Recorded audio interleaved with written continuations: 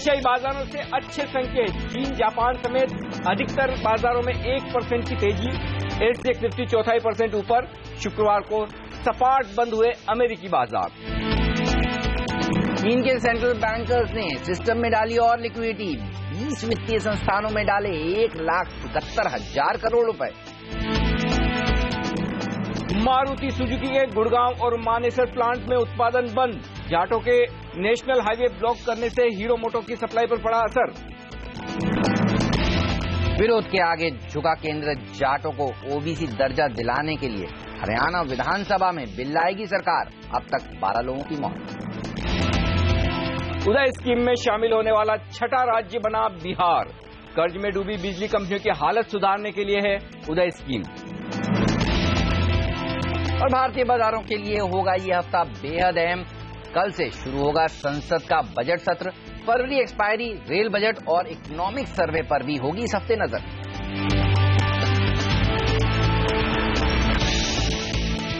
तैयार हो जाइए भारतीय बाजारों के लिए सबसे बड़े और एक्शन पैक हफ्ते के लिए, क्योंकि इस हफ्ते शुरुआत हो रही है संसद सत्र की। वायदा कारोबार की एक्सपायरी होनी है, रेल बजट आएगा और यूनियन बजट की तैयारी होगी जो कि आएगा अगले सोमवार को। इससे पहले क्या हो एक्शन?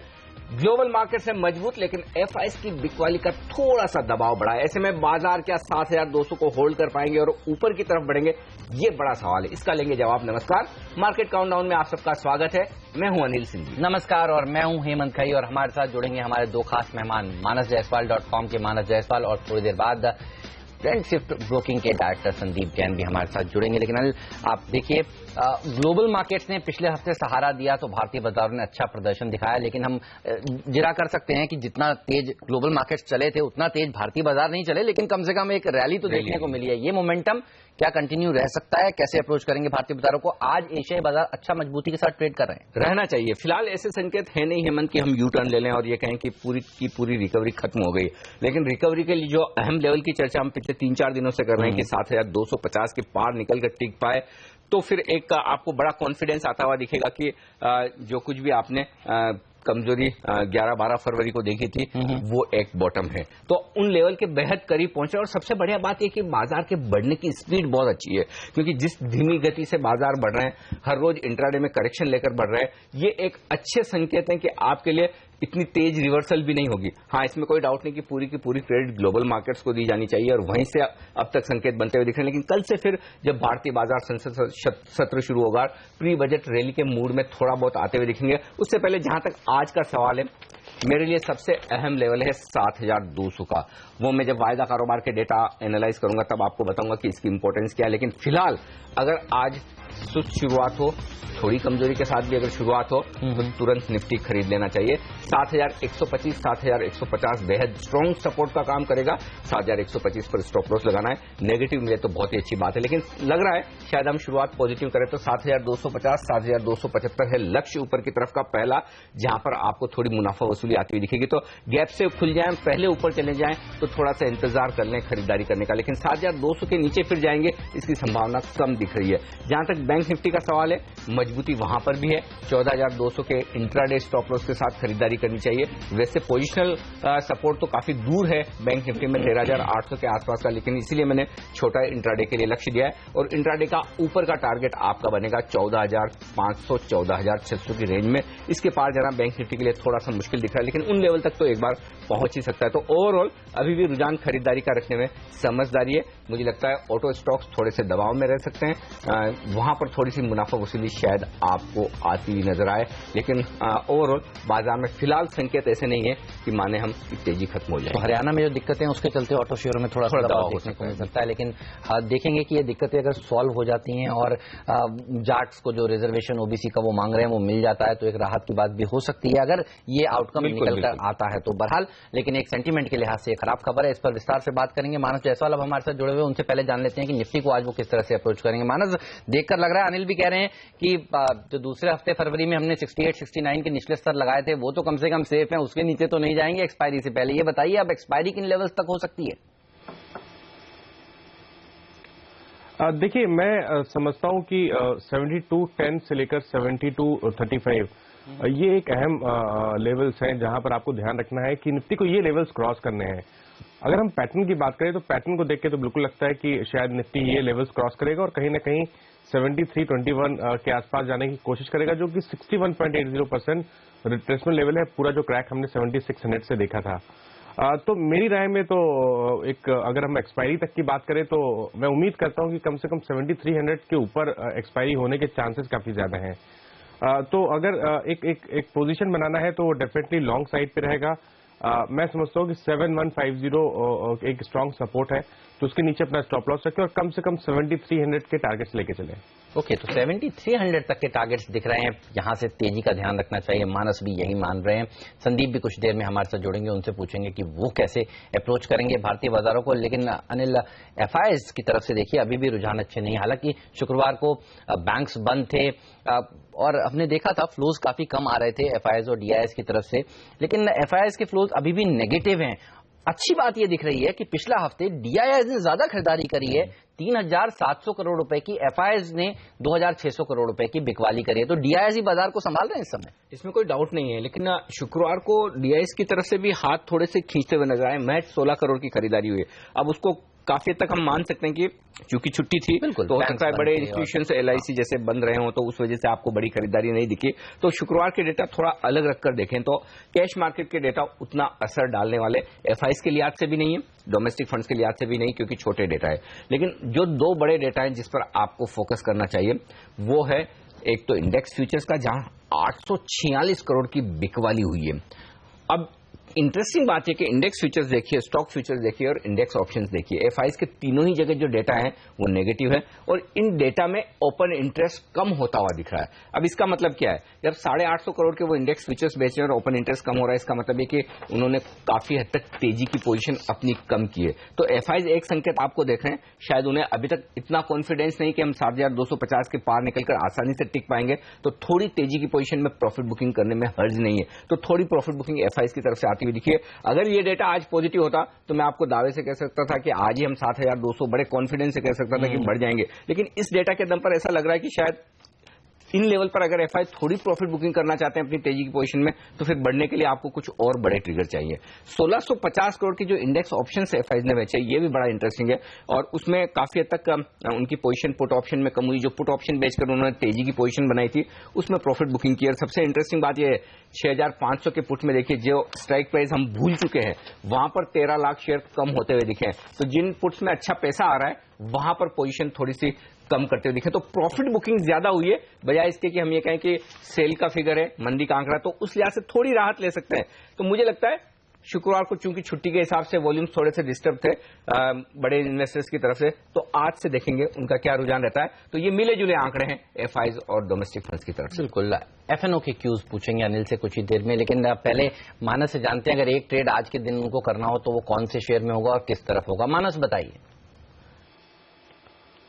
देखिए, सेक्टर स्पेसिफिक अगर हम जाएं तो ऐसा लगता है चार्ट पे कि ऑटो स्पेस में हमने पिछले 2 दिनों में भी बाइंग इंटरेस्ट देखा और शायद हमें आने वाले दिनों में भी आउट परफॉर्मेंस देखने को मिलेगा। Hero MotoCorp, Tata Motors, Bajaj auto, काफी स्टॉक्स चार्ट्स पे अच्छे लगते हैं। बट अगर एक ट्रेड इन स्पेस में, इस स्पेस में लेना हो तो वो स्टॉक रहेगा अशोक लेलैंड का। देखिए, अशोक लेलैंड में कुछ टाइम पहले ही स्टॉक ने 200 दिनों के मूविंग एवरेज के आसपास सपोर्ट लिया था, वहां से एक स्मार्ट रिकवरी देखने को मिली। इंपॉर्टेंट यह है कि फ्राइडे को स्टॉक ने जो 90 रुपए का एक हर्डल बन रहा था पिछले 3-4 ट्रेडिंग सेशन से, उसके ऊपर जाने की कोशिश की है। तो मैं समझता हूं कि यहां पर एक शार्प अपमूव देखने को मिल सकता है, जिसमें 97 रुपीज के आसपास तक स्टॉक टच करने की कोशिश करेगा। तो 88 का स्टॉप लॉस रखें और एक लॉन्ग पोजीशन बनाएं। ओके, तो अशोक लेलैंड में तेजी की राय दे रहे हैं हमारे एक्सपर्ट। शुक्रवार के सेशन में 1.5% मजबूती के साथ ये शेयर ने समाप्ति की थी। लेकिन एफएनओ से किस तरह के संकेत मिल रहे हैं, कहां होगी एक्सपायरी, क्या सेंस मिल रहा है? एक्सपायरी में हेमंत अभी भी थोड़ा सा बहुत डेटा क्लियर दिख नहीं रहा, क्योंकि जो रेंज आ रही बड़ी आ रही है 7000 से 7400। डेटा के हिसाब से ये रेंज आ रही, तो मुझे लगता है आज के डेटा देखने के बाद शायद कल हम ज्यादा सही अंदाजा लगा पाएंगे कि एक्सपायरी कहाँ होगी, और आज काफी हद तक ये भी आइडिया लग जाएगा कि हम 7250 को अच्छे से पार कर पाते हैं या नहीं, क्योंकि अगर 7250 को पार कर लेना तो फिर एक संकेत आपको पक्का मिल जाएगा कि आपकी एक्सपायरी 7200 के नीचे होने की संभावनाएं काफी कम हो जाएगी। लेकिन जहां तक शुक्रवार के डेटा का सवाल है, जो मैंने लेवल चुना है 7200 का निर्णायक, उसकी वजह बता दूं और क्यों वो सबसे अहम लेवल है। पहली बात तो ये कि हमने 3 दिनों के अटेम्प्ट के बाद में 7200 के लेवल को पार किया और क्लोजिंग दी शुक्रवार को। 7200 पर हुआ क्या है, 9 लाख शेयर पुट में जुड़े हैं शुक्रवार के सेशन में। सबसे ज्यादा ओपन इंटरेस्ट इसी स्ट्राइक प्राइस पर एक दिन में उस वहां पर जुड़ता हुआ दिखा है। अब इससे क्या होगा, जिन ट्रेडर्स ने 7200 के पुट बेचे, तेजी की पोजीशन बनाई है, वो पूरी कोशिश में रहेंगे कि इस लेवल के ऊपर बाजार बना रहे, और चूंकि एशिया से एक अच्छी मजबूत शुरुआत मिल रही है तो ये एक बड़ा फायदा होगा। और साथ ही अब 7200 पर कुछ आपको कॉल्स की शॉर्ट कवरिंग भी आती दिखेगी, जो निफ्टी को 40-50 पॉइंट आसानी से ऊपर ले जा सकती है। तो आज इंट्राडे में जब तक आप 7200 के ऊपर बने हुए तब तक घबराने की जरूरत बिल्कुल भी नहीं है। तो ये एक सबसे बड़ा लेवल है। दूसरा, बैंक निफ्टी और निफ्टी दोनों में ओपन इंटरेस्ट कम होता हुआ दिखा, अच्छा खासा कम होता हुआ दिखा है। बैंक निफ्टी में देखिए 2 लाख शेयर कम हुए, निफ्टी में 11 लाख शेयर कम हुए। जो एफआईएस के डेटा की हम बात कर रहे थे कि इंडेक्स फ्यूचर्स में उनकी इतनी बिकवाली हुई है, तो कहीं कहीं एक संकेत और दिख रहा है, वो ये कि जैसे जैसे आप थोड़ा और ऊपर जाएंगे, तेजी करने वाले ट्रेडर्स प्रॉफिट भी बुक करेंगे। उन्होंने 7200 पर भी बुक किया है, 7250 के 7275 के आसपास भी बुक करेंगे। तो अगर आज गैप से खुल जाए तो थोड़ी देर इंतजार करें कि क्या आप 7250 के ऊपर टिक पाते, तो ही फ्रेश तेजी की पोजीशन बनाएं। अदरवाइज थोड़ी बहुत प्रॉफिट बुकिंग करके फिर से इंतजार करें 40-50 पॉइंट की डिप का, फिर से निफ्टी को 7200 के आसपास आने दें, तब खरीदारी करें। ये संकेत वायदा कारोबार से। ओके, चलिए, तो ये संकेत वायदा कारोबार से, लेकिन 5 एक्सपर्ट्स चार्ट्स पर क्या राय दे रहे हैं, चलिए अब आपको ये बताते हैं। सिमीभौमिक.com की सिमी भौमिक कह रही हैं कि इस समय आपको बिकवाली करना चाहिए। 7175 के टारगेट 7155 भी जा सकता है निफ्टी उनके मुताबिक। स्टॉप लॉस रखना चाहिए 7255 का, और ये इकलौती हैं जो कह रही हैं कि यहां पर बिकवाली करनी चाहिए। बाकी चारों के चारों एक्सपर्ट्स बुलिश हैं। और उस लिहाज से A+ एनालिटिक्स के अमित हरचेकर खरीदारी की राय दे रहे हैं। 7300 उनका लक्ष्य, 7150 का stop loss. First line securities के हिमांशु शर्मा भी खरीदारी करने की सलाह दे रहे हैं। टारगेट है उनका 7245, स्टॉप लॉस रखिए 7135 का। अगले एक्सपर्ट है सरवेन श्रीवास्तव, तेजी करना चाहते हैं 7350 के लिए, 7094 का स्टॉप लॉस। पीएम सिक्योरिटीज के मनोज सचदेव भी खरीदारी करने की राय दे रहे हैं, उन्होंने टारगेट दिए हैं 7320 के, स्टॉप लॉस 7150 का। तो साफ तौर पर हमारे 5 में से 4 एक्सपर्ट्स हैं बुलिश, लेकिन जो लेवल अहम नजर आ रहे हैं नीचे की तरफ 7150 स्ट्रॉन्ग सपोर्ट का काम करेगा। ऊपरी स्तर पर 7250 से लेकर 7350 की रेंज 100 पॉइंट की, जहां पर निफ्टी एक बार जाता हुआ आपको नजर आए। ये है 5 एक्सपर्ट्स की राय निफ्टी पर कमोबेश खरीदारी का मूड। वक्त एक ब्रेक का, और ब्रेक के बाद लेकर आएंगे आपके लिए टॉप 5 शेयर्स।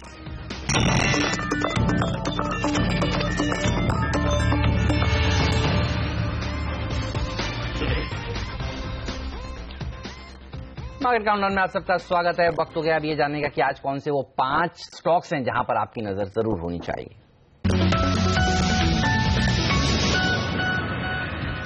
ऑटो कंपनियों पर रखिए नजर, क्योंकि हरियाणा में जाट आंदोलन के चलते यहां पर प्रोडक्शन पर साफ असर पड़ता हुआ दिख रहा है मारुति और हीरो मोटोकॉर्प के लिए। ऑटो पार्ट्स की सप्लाई नहीं होने की वजह से मारुति का प्रोडक्शन रुक चुका है, हीरो मोटोकॉर्प का प्रोडक्शन रुक चुका है, तो थोड़ा नेगेटिव असर इन दोनों शेयरों पर। मैक्स इंडिया, एवररेडी, एडलवाइज, ये तमाम एबी नूवो, ये तमाम ऐसी कंपनियां जिस पर नजर आज आपकी होनी चाहिए। इंश्योरेंस सेक्टर में 49% एफडीआई ऑटोमेटिक रूट से मंजूर कर सकती है सरकार, इस तरह की चर्चा है, तो यहां पर आज एक तेजी देखने को मिल सकती है। आरसीएफ ये है अगला स्टॉक जहां पर एक्शन दिखेगा। 5500 करोड़ के यूरिया प्लांट के लिए पीआईबी की मंजूरी मिलना संभव है, और अगर ऐसा होता है तो ये स्टॉक के लिए बेहद पॉजिटिव होगा। और गोदरेज प्रॉपर्टीज पर भी नजर रखिए। 1500 करोड़ रुपए के कमर्शियल एसेट्स बेच सकती है कंपनी, इस तरह की खबरें आती हुई तो पैसा मिलेगा कंपनी को, तो एक उछाल देखने को मिल सकता है शेयर में भी आज। ओएनजीसी गुजरात में प्लांट लगाना चाहता है। 1752 करोड़ का प्रोजेक्ट है, और इसके लिए पर्यावरण मंत्रालय से मंजूरी मिल चुकी है, जो कि प्लांट लगाने के लिए एक बड़ी अहम मंजूरी मानी जाती है। तो स्टॉक पर शायद असर दिखे इसका।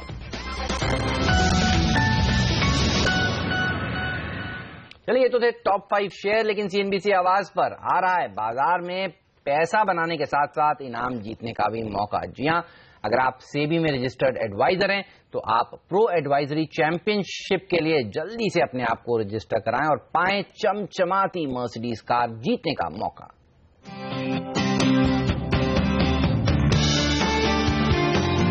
सेबी में रजिस्टर्ड इन्वेस्टमेंट एडवाइजर्स और रिसर्च एनालिस्ट के लिए आ रहा है शानदार मौका, प्रो एडवाइजरी चैंपियनशिप यानी PAC।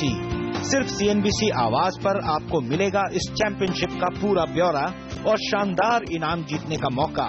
और इसमें हिस्सा ले सकते हैं इंट्राडे और पोजिशनल कॉल्स देने वाले एडवाइजर्स। ये मुकाबला इक्विटी, कमोडिटी और करेंसी तीनों मोर्चों पर एक साथ चलेगा। तीनों में अपने अपने मुकाबले होंगे और हर रोज सबसे जबरदस्त कॉल देने वाले एडवाइजर्स को मिलेंगे शानदार प्राइज यानी 10-10 ग्राम सोना। और हर कैटेगरी में चैंपियनशिप जीतने वाले को मिलेगी चमचमाती मर्सिडीज कार। चैंपियनशिप में हिस्सा लेने के लिए आपको सेबी से रजिस्टर्ड इन्वेस्टमेंट एडवाइजर या रिसर्च एनालिस्ट होना जरूरी है। इसके बाद आपको advisoryMandi.com के रजिस्ट्रेशन पेज पर जाना है, अपना ब्यौरा भरकर रजिस्ट्रेशन करवाना है और आप इस चैंपियनशिप में हिस्सा लेने के लिए तैयार हैं। चैंपियनशिप का पहला सीजन 21 अप्रैल से शुरू होगा और सबसे बड़ी बात, इस चैंपियनशिप में हिस्सा लेने के लिए आपको कोई फीस नहीं भरनी।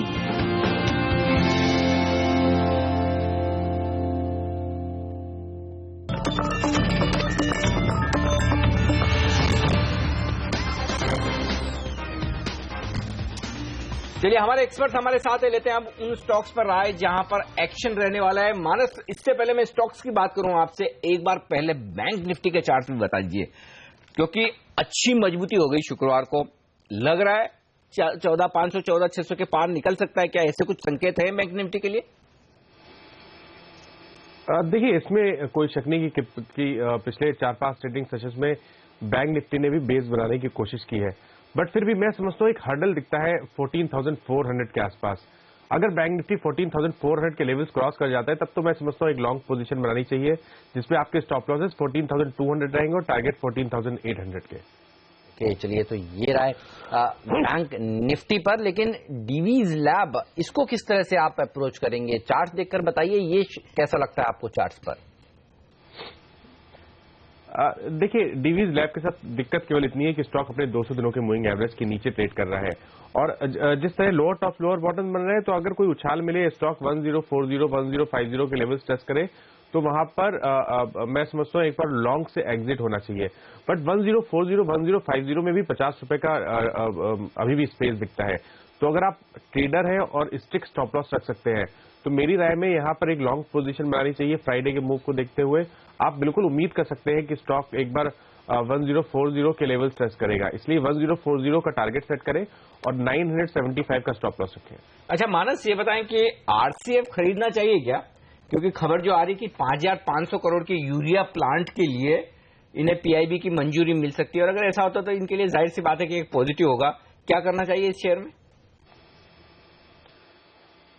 देखिए, पॉजिटिव न्यूज पे बिल्कुल स्टॉक चल सकता है, क्योंकि उसका एक सबसे बड़ा रीजन ये है कि एक बड़ी गिरावट हम ऑलरेडी आरसीएफ में देख चुके हैं।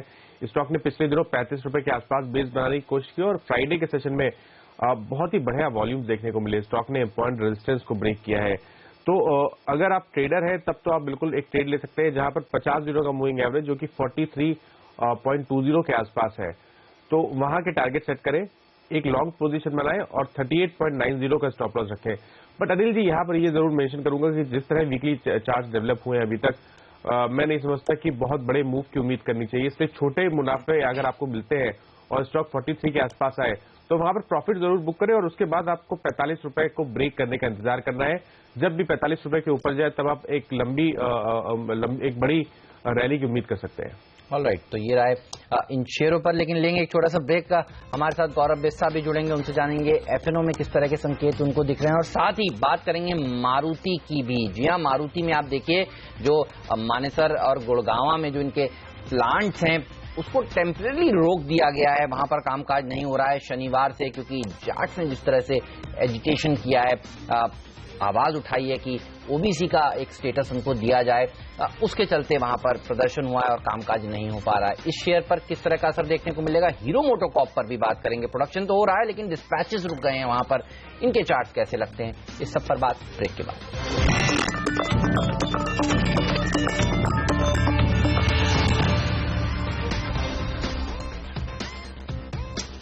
हमारे एक्सपर्ट्स हमारे साथ हैं मानस जायसवाल तकनीकी राय देने के लिए और अब वायदा कारोबार की रणनीति बताने के लिए एलकेपी सिक्योरिटीज के डेरिवेटिव एक्सपर्ट गौरव बिस्सा भी हमारे साथ कार्यक्रम में शामिल हो चुके हैं। गौरव, आपका भी स्वागत है सीएनबीसी आवाज पर।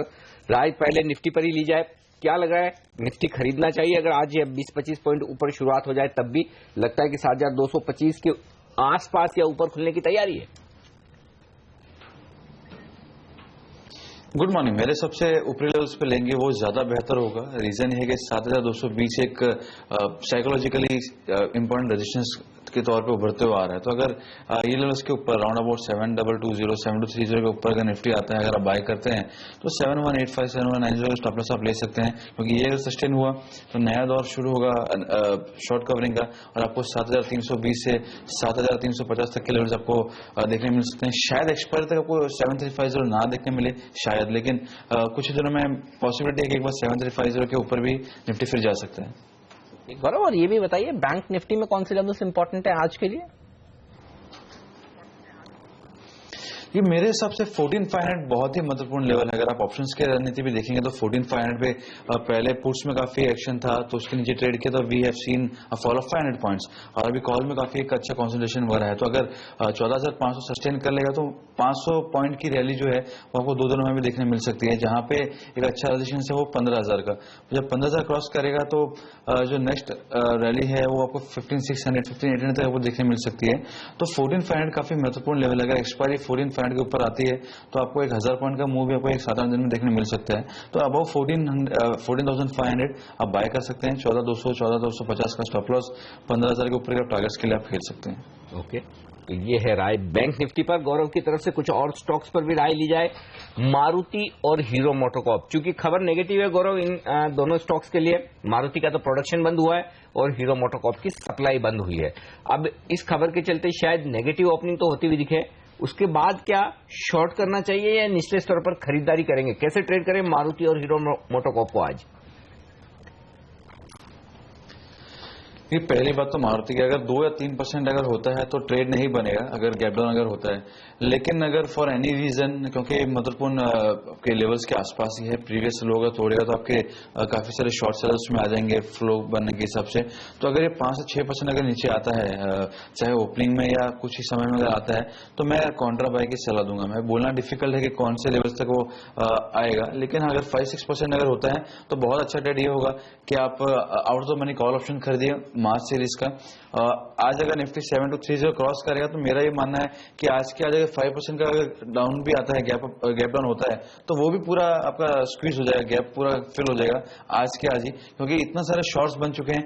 1% की रिकवरी आज में अच्छे खासे शॉर्ट कवरिंग चालू हो जाएगी। तो सबसे अच्छा तरीका ये होगा कि आप ऑप्शन के साथ प्ले कीजिए, मार्च के आउट तो मैंने ऑप्शन खरीदिए। और रही बात हीरो मोटर्स की, हाँ प्रेशर में रहेगा। अगर सप्लाई चेन नहीं भी रुकती तो भी ये महत्वपूर्ण रेजिस्टेंस के आसपास है 2750, ये एक इंपॉर्टेंट लेवल है। इसके ऊपर अगर आता है तब बाय कीजिए, अदरवाइज एक बार फिर से रिट्रेस करने के इसमें काफी गुंजाइश है। जब ये रिट्रेस करता है तो काफी विगरसली ये रिट्रेस करता है, तो यहाँ से आपको 70-80 रुपीज इजीली आपको यहाँ से नीचे मिल सकते हैं।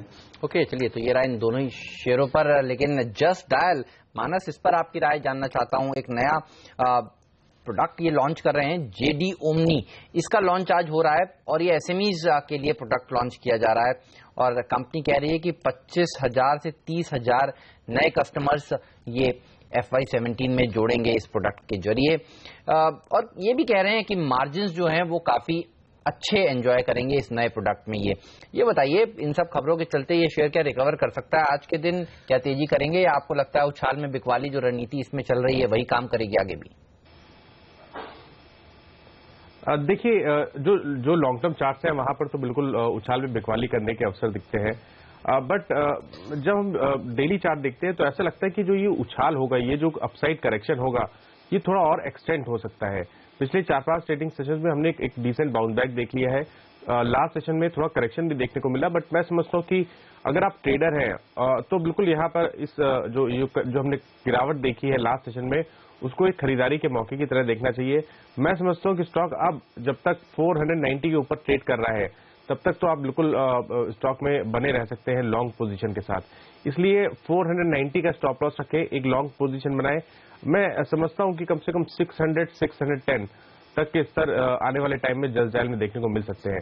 इसलिए अगर आप शॉर्ट टर्म ट्रेडर है तो बिल्कुल लॉन्ग बना सकते हैं। ओके, अगर आप शॉर्ट टर्म ट्रेडर है तो खरीदारी करके चलें जस्ट डायल में।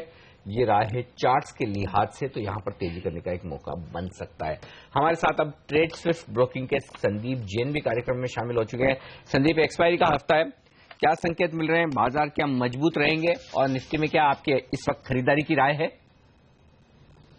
खरीदारी की तो है सर्टेनली अनिल जी। जिस तरीके से बॉटमिंग आउट प्रोसेस दिखा लास्ट महीने भर में, जो पैनिक होने के बाद ऐसा लग रहा है कि 6900 7000 एक अच्छा बॉटम बन चुका है। और सर्टेनली बहुत सारे बड़े बड़े इवेंट्स है, इकोनॉमिक सर्वे है, रेलवे बजट है, फिर बजट है, तो इन सारे इवेंट्स के पहले प्रेडिक्शन करना वैसे बहुत डिफिकल्ट लग रहा है। बट स्टिल आई फील कि कोई भी नेगेटिव नहीं होता है तो बजट के बाद भी तेजी जारी रह सकती है। जिस तरीके से इंटरनेशनल क्यूज भी आ रहे हैं, सेंट्रल बैंक्स भी काफी सीरियस हो गए हैं, और इनफैक्ट जो इंटरेस्ट रेट्स को लेकर जो उनकी नई पॉलिसी हुई है, उन सबको देखते हुए ऐसा लगता है कि थोड़ा इस बार डिफरेंट रहेगा माहौल। और इस हफ्ते में मुझे लगता है थोड़ी तेजी करके ही चलना चाहिए।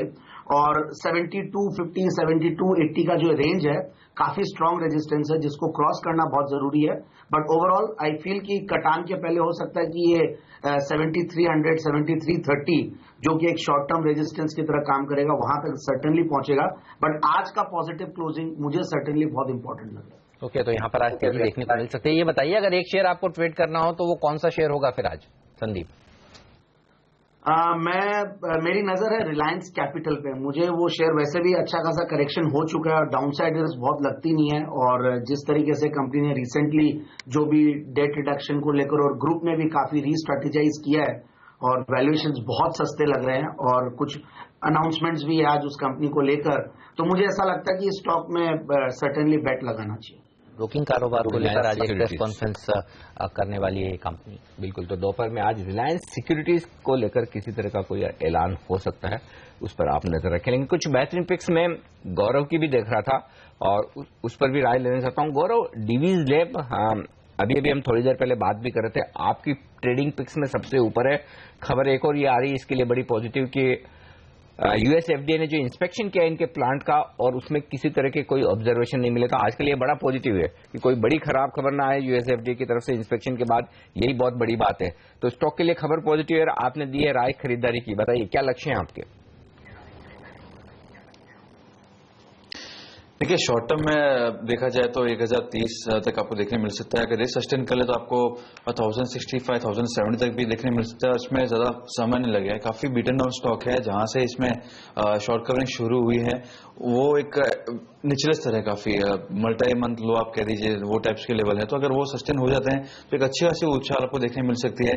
और यहाँ से अगर 78 रुपीज करंट भाव से भी ऊपर रहेगा तो I would not be shocked. तो मेरा एक 980 982 का स्टॉप लॉस आप बाय कर सकते हैं। 1000 की अगर आता है, 1005 भी अगर ओपन होता है तो आप बाय कर सकते हैं। ओके, चलिए, तो ये रहा डीवीज के लिए। और भी शेयर हैं जिस पर गौरव बुलिश हैं, उनसे पूछेंगे वो शेयर। लेकिन स्ट्राइड्स साशुन, इसके चार्ट्स कैसे लगते हैं मानस आपको? यूएस एफडीए ने यहाँ पर भी जो जांच है बेंगलुरु फैसिलिटी की वो कंक्लूड कर ली है, खत्म हो गई है। हमने देखा था पहले स्टॉक में काफी दबाव बना था, क्या अब ये उछाल दिखा सकता है? मैं सुन नहीं पाया, आपने किस स्टॉक के बारे में बात की? स्ट्राइड्स साशुन 935 रुपए का भाव है। हमने देखा था शुक्रवार के सेशन में करीब 1.25% मजबूती के साथ बंद हुआ था। बिल्कुल एक डिसेंट बाउंस बैक देखने को मिल सकता है, क्योंकि पिछले 2 दिनों के अगर आप मूव्स देखेंगे तो ऐसा लगता है कि एक बड़ी गिरावट के बाद जब स्टॉक 1150 रुपए से लगातार गिर रहा था, एक डिसेंट बाउंस बैक देखने को मिल सकता है, जिसमें स्टॉक कम से कम 1020 1030 तक के लेवल्स टेस्ट कर सकता है। तो मेरी राय में यहाँ पर आप एक बाउंस बैक के लिए प्ले कर सकते हैं, बट अपने स्टिक स्टॉप लॉसेस 900 रुपीज के नीचे जरूर लगाएं। संदीप, आपसे राय लेना चाहता हूं उन कंपनियों के बारे में जहां पर इंश्योरेंस का कारोबार है। हमारी खबर जो आ रही है कि इस बजट में हो सकता है कि इंश्योरेंस के कारोबार में 49% डायरेक्ट एफडीआई ऑटोमेटिक रूट से हो जाए, तो ये पॉजिटिव हो सकता है मैक्स इंडिया जैसी कंपनियों के लिए। एडलवाइज, एक्साइड, एबिनुओ, लंबी लिस्ट है जिन कंपनियों का इंश्योरेंस कारोबार है। क्या आपको लगता है बजट से पहले एक मौका बन सकता है पोजिशनल ट्रेडिंग करने का 2-4 दिनों के लिए? यदि हाँ तो क्या खरीदेंगे आप? बिल्कुल, और इनफैक्ट मैंने रिलायंस कैपिटल के बारे में जिक्र किया ही था और वहां पे भी यह व्यापार है और इनफैक्ट काफी बड़ा एक्सपोजर है इस ग्रुप का भी। तो मुझे लगता है कि रिलायंस कैपिटल सर्टेनली एक अच्छा स्टॉक होगा जिस पे ध्यान देना चाहिए इस पर्टिकुलर पूरे सेक्टर में। और फिर एडलवाइज भी संभाव लगता है कि अच्छा खासा करेक्शन हो चुका है, डाउनसाइड बहुत ज्यादा लगता नहीं है, तो उस पर्टिकुलर स्टॉक पे भी ध्यान दिया जा सकता है। चलिए, तो एडलवाइज, रिलायंस कैपिटल, ये वो शेयर हैं जिसको आप प्ले कर सकते हैं। इस खबर के चलते लेंगे एक छोटा सा ब्रेक, कहीं मत जाइए, आप बने रहिए CNBC आवाज के साथ। और ब्रेक के बाद काफी सारे और शेयर हैं जहां पर एक्शन आज देखने को मिलेगा बाजार खुलने के साथ ही, इस पर नजर रहेगी। और SGX निफ्टी जो अब अपडेट करने लगा है, इस पर भी नजर रखिए। 17 अंक मजबूती के साथ आज निफ्टी की शुरुआत होगी, इस तरह के संकेत मिलते हुए एशियाई बाजार भी देखिए मजबूती के साथ ही यहाँ पर ट्रेड करते हैं। एक ब्रेक लेंगे, अभी हाजिर होते।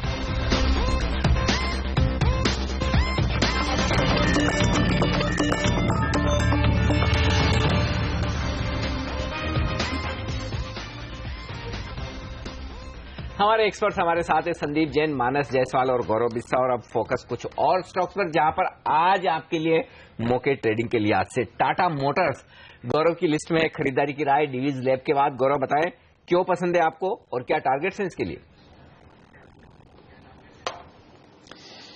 ये काफी सारी ऑप्शन राइटिंग वगैरह होती है, 320 कॉल ऑप्शंस की और उसके ऊपर के 330 कॉल ऑप्शंस वगैरह की, तो 320 में काफी अच्छा कंसेशन वगैरह है। तो अगर 320 के ऊपर स्पॉट लॉस में अगर आता है टाटा मोटर्स, तो आपको एक शॉर्ट कवर देखने मिल सकती है 335 तक। और अगर आप देखेंगे पिछले 2-3 बार की जब वो अग्रेसिव शॉर्ट सेलिंग वगैरह चालू हुई थी, वो 335 के नीचे से ही शुरू हुई थी और बाद में लास्ट में जो फॉल थी वो सब 300 की हुई थी। तो मेरा ये मानना है कि 320 से सस्टेन होगा तो अच्छी खासी शॉर्ट कवरिंग की अगर सिलसिला शुरू हो सकता है 335 तक। फ्रेश लॉन्ग्स का जो मैं सोच रहा हूँ, या एक आप रिवर्सल पॉइंट्स कीजिए, एक मेजर अपसाइड अगर कहेंगे वो 345 के ऊपर ही है, लेकिन हाँ शॉर्ट करने के लिए आप 335 तक के लिए खेल सकते हैं। 310 का आप इसमें स्टॉप लॉस लगाइए और लॉन्ग कर सकते हैं। संदीप, आप कह रहे थे ये हफ्ता काफी इंपॉर्टेंट है, संसद का सत्र कल से शुरू होगा, उसके बाद रेल बजट आएगा 25 तारीख को, बृहस्पतिवार को। ये बताइए, रेल बजट से पहले जिनके पास रेलवे शेयर हैं मुनाफा वसूल कर लें या रेल बजट का जो बयान है वो प्रभु जी के वो सुने, उसके बाद आगे कुछ काम करें? क्या रणनीति रखनी चाहिए ट्रेडर्स को? और इन्वेस्टर्स के लिहाज से भी बताइए, क्या कोई रेल बजट से रिलेटेड शेयरों को खरीदने का समय है इस समय?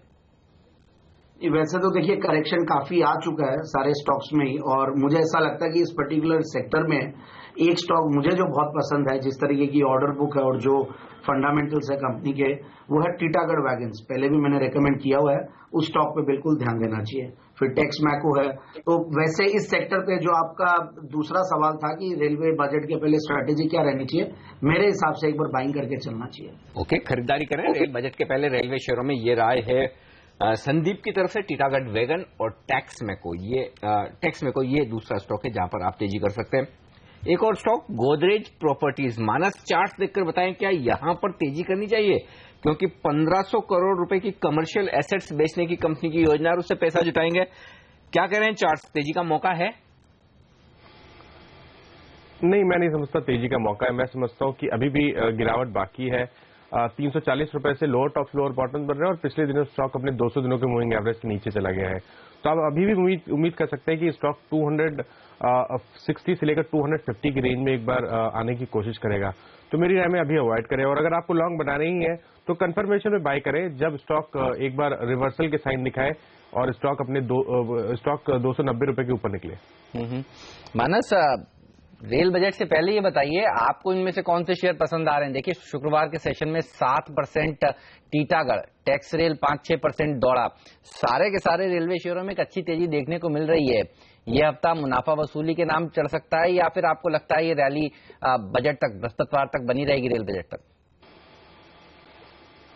देखिए, मैं टैक्स रेल में पहले भी बुलिश रहा हूं। मैं समझता हूं कि टैक्स रेल एक ऐसा स्टॉक है जो कि चाहे आपका नजरिया ट्रेडिंग का हो या आपका नजरिया निवेश का हो, ये एक बहुत ही बढ़िया रिटर्न दे सकता है। अगर हम 1 से 1.5 साल की बात करें तो टैक्स रेल के पैटर्न्स सजेस्ट कर रहे हैं कि शायद आने वाले टाइम में हमें क्लियर ब्रेकआउट 150-160 की रेंज के ऊपर देखने को मिलेगा, और अगर ऐसा होता है तो जो नेक्स्ट टेक्निकल टारगेट आते हैं वो करीब 200-210 के आसपास आते हैं। तो मेरी राय में तो निवेश करने के भी मौके दिखते हैं और ट्रेडिंग करने के बिल्कुल मौके हैं, क्योंकि जिस तरह फ्राइडे के सेशन में स्टॉक ने लोअर लेवल से रिकवरी दिखाई, वॉल्यूम्स देखने को मिले, स्टॉक अपने 50 दिनों के मूविंग एवरेज के ऊपर निकला है। बिल्कुल आप उम्मीद कर सकते हैं कि स्टॉक कम से कम 152 तक के लेवल दिखा सकता है। इसलिए अगर आप ट्रेडर हैं तो 140 के स्टॉप लॉस के साथ एक लॉन्ग पोजीशन बनाएं। अच्छा, ये भेल पर क्या राय रखते हैं आप संदीप, क्योंकि स्टॉक की परफॉर्मेंस तो अब तक खराब रही है, लेकिन क्या ये लेवल आकर्षक है 100 रुपए के आसपास खरीदारी के लिहाज से, या फिर अब भी बेच देना चाहिए किसी के पास है तो? क्योंकि देखिए आज मैं जेफरीज की रिपोर्ट पढ़ रहा था, अब जो रिपोर्ट्स आ रही है ना एफआईएस की तरफ से वो सब 100 के नीचे के लक्ष्य दे रही है। 80 रुपए का लक्ष्य उन्होंने दिया है 125 से घटाकर। क्या करना चाहिए? 70 का लक्ष्य दे दिया था। 70-80 की रेंज के लक्ष्य अब आ रहे हैं। क्या कहेंगे आप? ये सब आम राय के विपरीत ये सोच करके इतना पिटा हुआ स्टॉक है, निफ्टी का स्टॉक है, ब्लू चिप रहा है, खरीदना चाहिए इन्वेस्टर्स को, या फिर और नीचे जाएगा तो बेच दें? ये सवाल ऐसा लग रहा है क्योंकि जिस तरीके से फ्राइडे के दिन काफी इन्वेस्टर्स के और काफी क्लाइंट्स के भी इस तरीके के कॉल्स आए थे, और वेरी फ्रेंकली मुझे ऐसा लगता है कि इन लेवल्स पे एंट्री लेनी चाहिए, क्योंकि जिन लेवल्स पे ये आ चुका स्टॉक, और देखिए मतलब 1/3 भाव पे अवेलेबल है आज जो रिसेंट हाइज है वहां से, और ठीक है माहौल सर्टेनली 70-80 रुपए के जो ये कॉल्स आए इनकी वजह से खराब बना है, बट मुझे ऐसा लगता है कि एक रिस्क लेके, छोटा स्टॉप लॉस लेके बिल्कुल इसमें पैसा लगाना चाहिए। ये मेरी राय है, बट सर्टेनली कॉशियस रहने की जरूरत है क्योंकि नेगेटिव न्यूज फ्लो बहुत ज्यादा है, बट स्टिल इतना करेक्शन के बाद और जिस तरीके की ऑर्डर बुक है और जो सरकार का फोकस है पावर सेक्टर के ऊपर भी, इन सब को लेकर, और हालांकि जो मेटल्स के भाव भी गिरे हुए थे उनका भी हो सकता है ये सारे बेनिफिट्स रिजल्ट्स में नहीं दिखाई दिए क्योंकि रिजल्ट्स अच्छे नहीं थे, बहुत खराब थे, तो उन सब को लेकर बहुत ज्यादा पिटाई हो चुकी है। मुझे लगता है ये सब डिस्काउंटेड हो चुके हैं, सब प्राइस्ड इन है, कहीं ना कहीं रिस्क रिवॉर्ड रेशियो को देखते हुए लगता है कि इसमें बिल्कुल एंट्री लेनी चाहिए। बिल्कुल, हमने शुक्रवार के सेशन में भी देखा था, डबल डिजिट में पहुंचा था, उसके बाद क्लोज देखिए ट्रिपल डिजिट में हुआ, जहां 100 के ऊपर ही जाकर इसने समाप्ति दी थी। लेंगे एक छोटा सा ब्रेक, कहीं मत जाइए। एसजीएक्स निफ्टी यही संकेत दे रहा है कि अच्छी शुरुआत आज भारतीय बाजारों की हो सकती है। ब्रेक के बाद सोना कोयो की भी बात करेंगे। आप देखिए जिस तरह से हरियाणा में बवाल बचा हुआ है जाट आरक्षण को लेकर, सोना कोयो ने भी अपना प्रोडक्शन रोका है। हीरो मोटो और मारुति की तो बात हमने कुछ देर पहले की थी, अपने एक्सपर्ट से जाना था कि उसे कैसे अप्रोच करें, सोना कोयो के लिए कौन से इंपॉर्टेंट लेवल्स हैं, सब पर बात करेंगे ब्रेक के बाद।